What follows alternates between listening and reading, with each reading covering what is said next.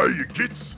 Alright, so you got E.M.M.P's take on the new big book of rules for the orks, but it's about time an ork tells you about the whole thing, yeah? After all, that E.M.M.P kid only talks about like one part of this big old book of rules and mostly worried about the stomper. Seriously, it's a stomper. Mechtown won't build in a day, so what do you expect from trying to build a stomper in a day? Anyway, I got the book right here, so let's see what we got, and look at that. Now that's what I'm talking about. First thing we get's a 2-page spreads of what it really means to be an ork. The Prophet Gaskell leading the charge like a proper boss. Speedy evil sons in their buggies and bikes. The goth boys running up the front lines. Snakebite. Peace, Snaggas. And as only proper, a big mob of Bad Moon dreads in the back full of Dakka. You may say a picture's worth 1,000 words, but this picture's worth the only word that matters. But if you E.M.Ps need more words to understand what it means to be orky, then the next 2 pages gives you gits what yous need. Centered around the aforementioned Gaskell leading the Great War to some E.M.P planet that even E.M.P don't know what it's called, and it's not even that it matters. What matters is that this is the last big E.M.P city worth fighting with, and cool is it a fight. The story talks about how Gaz is able to cut through 3 beaky marines in just one swipe of the claw gork, and it really does show just how Zoggin powerful he is. But not just the Prophet, but all the clans is briefly talked about, and the best thing about all that is that it don't waste any words. The story gets right to the point of each clan in a single sentence. In fact, despite my clan, the Bad Moons, only getting 3 words, it describes us perfectly. Over-equipped death copters. Perfect! We's the clan that got the boasted biggest Dakka, tech and teeth, not to mention gold, so over-equipped is the best Zoggin way to put it. And finally, the absolute best thing I could say about this story is the following. To quote, he roared, he bossed his lads, he split skulls and burst tanks, he fired earbusts and salvos at Dakka. He was the epitome of what every ork longed to be. Zoggin. Zoggin. Perfect encapsulation of what it means to be orky. Every last word an exemplified, yet to the point example of what Wheeze is all about.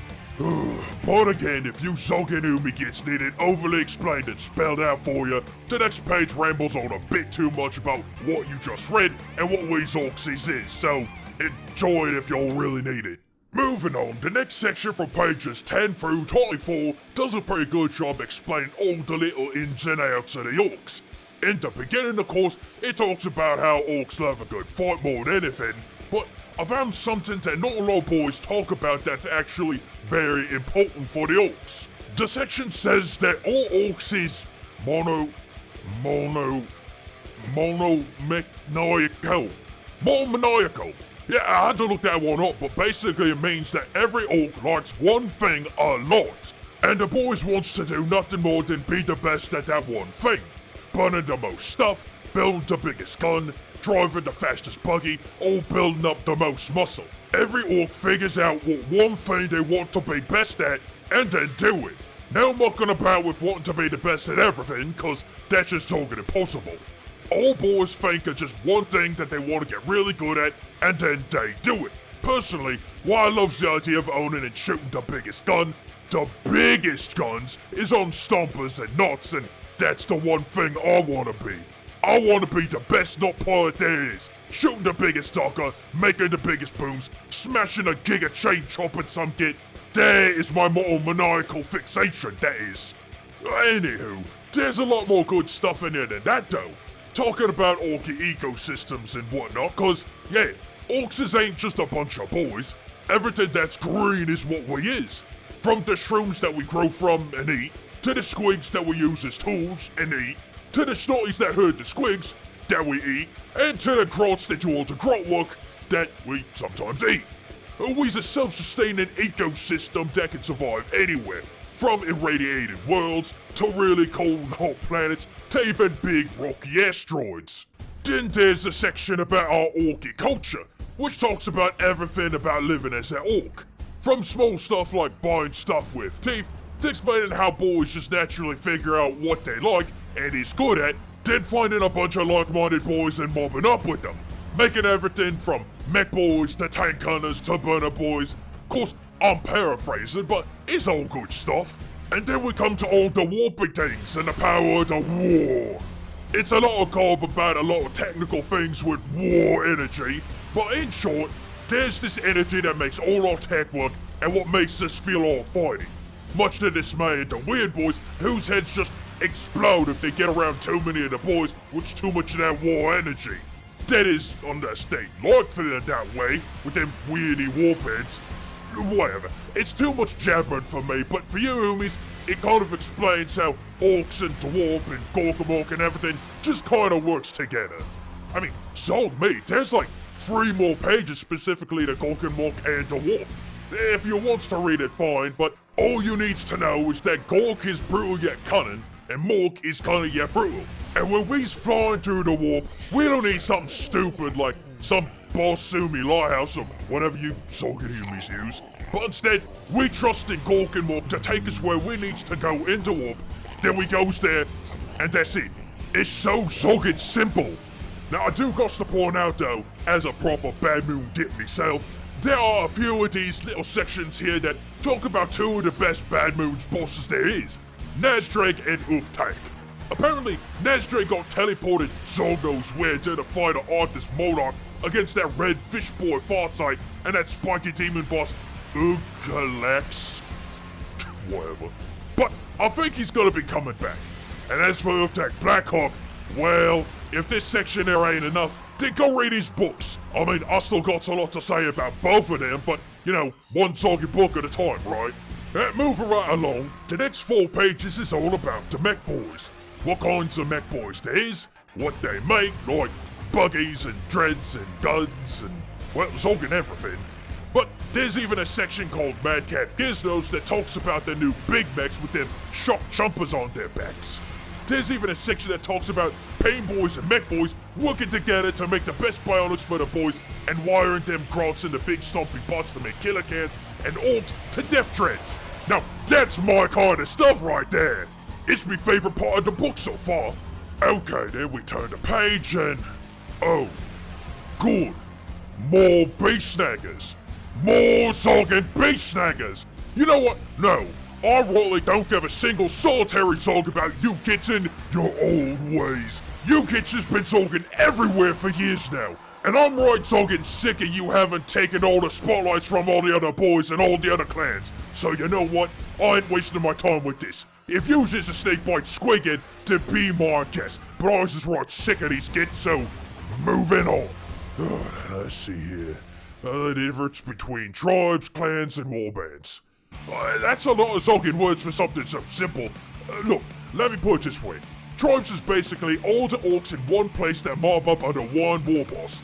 Sometimes we builds up towns and forts, and other times we's roam around in mobile bases looting off the land, if you's a speed freak that is, or if you're a Zoggin snakebite, you's riding around on squigs and doing whatever snakebites do, I don't know. Clans is the 7 kind of orks that there is. Bad Moons, Evil Sons, Blood Axes, Death Skulls, Freebooters, Gorfs, and Snakebites. It's simple, yeah? And a warband is any size of these big groups of tribes and clans all coming together under one big war boss. Warbands can have Bad Moons, Death Skulls, and Gorfs all working together under one boss banner. See, it's simple. Whatever. You homies need a bunch of words, so there it is. Next page and... oh, finally! I was getting bored falling asleep. Now we got another short story featuring Run Boss Narbrag, fighting a bunch of kin stunties over some big mining operation going on. And you know what? For as much as I don't like the stinker run hoods and their annoying snotlings and croats, I just think it's kinda nice that not only is there a big boss run hood that exists, but having an entire story about him is kinda refreshing. Usually it's about some Zoggin golf showing off their muscle and meat, but this? I kinda like it. It's something different, you know? I don't want to spoil it, so read it for your own Zoggin self. And for the next page, that's what I'm talking about. More Zoggin great pictures of the best clan there is, the Bad Moons. Find some red beakies, I think. Perfect. No other words, just perfect. Oh, okay then, let's see. The book already introduced all the clans, but now it looks like each one gets their own little section. Okay, Goths, that's nice. Gazgul, well, you gits will want to read about that. Let's see, Evil Sons, there it is. Bad Moons. Okay, let's have a look at here. Bad Moons have a natural advantage in that their teeth and thus their wealth grow at an exponential rate compared to all orcs. Wait a minute, hang on a moment. The chosen color of the Bad Moons clan is bright yellow. Bad Moons tend to be well-fed, highly motivated, belligerently confident, and laden down with enough dakka to take their legs out from a charging Imperial Knight. Gork's tusks. I know I've fucking heard this before, like word for word.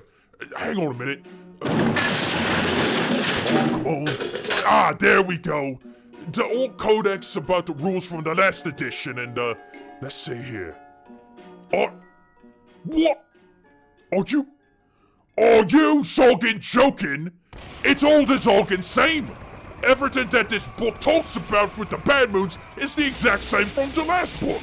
It's word for Zoggin word. So, wait, hang on.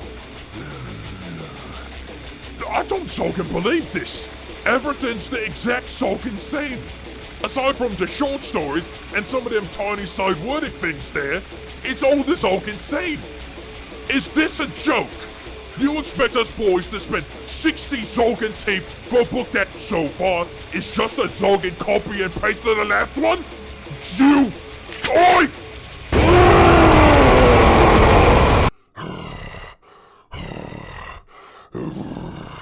Use this like we's only halfway through this right now, because I's about to powderize this wasted Zog. There better be something better on the next page, and... Oh. Alright, days. Another short story. Big Mech Grizzbed Puffgrin. Shock Attack Gun Mech, I see, Oh, a Spiky Stomper. Oh, that would be fun to loot. Let's see, oh, that's great. He smashed his own Zoggin boss and became a boss. Oh, that's perfect. Okay, alright. That doesn't forgive the fact that this book so far has been a copy and paste waste of teeth, but that is a good story. Alright, turn the page and... Oh, Morg's teeth, this is nice. Oh, more Bad Moons, boys, I see. That's the right stuff. Be Snaggers and whatever. Hey, look at that! Speed Freak Bad Moons. See, just goes to show that not every Speed Freak's an Evil Sons. And, oh yeah! Bad Moons, dread more. Give me more of that. Look at them stompy bots. Oh, I love it. And Zog me, look at that. More Zoggin Bad Moon boys. Yeah, there's Goths and Evil Sons, but okay, you Zoggin boy. You just starting to get back in me good side with all the pictures of the best clan that there is. Zog me, look, even more Bad Moon boys. Alright, keep them coming. Oh, okay. This may be a bunch of Goth kits, but it's showing the great fight between Gazgul and that beaky boss Ragnar Blackmane. Good fight to be sure, but kind of a disappointment if you ask me. Because even Gazgul said he should have been crumped by a Primarch, not this dozy git. Let's see, next up, Combat Patrol. Alright, let's see what kind of warband we've got. Oh, good, more Zoggin Beast Snaggers. Oh, and look at this, how to paint Zoggin Beast Snaggers. Gork, I'm so Zoggin tired of Beast Snaggers. Alright, let's see, okay. Everything else is detachments, rules, and stats for all the different boys, and... Alright, let's be real here. This book ain't the only way to get this kind of info. Don't get me wrong, I was as happy as a death skull and a pile of stumpers crap with all these detachments and rules. Honestly, it's the best the boys have ever had in years. But with so many other ilmies on the YouTube and other places on... What do you get called the newsphere? The internet? It's almost impossible not to trip on all these rules. Every Zoggin git has already been talking about them for weeks before we got this book. So then I got to ask, what is the point of this book that costs 60 teeth? almost half of this stuff we got from this book is in the last book, and the other half of this stuff we already knew or could easily find elsewhere. Like, I'll get it. There's 3 short stories in here, and these is nice, and I do greatly appreciate all the utterly Zoggin perfect art of the bad moons, but I'm struggling to understand why we should bother. Aside from what I just said, the rest of it feels just really lazy.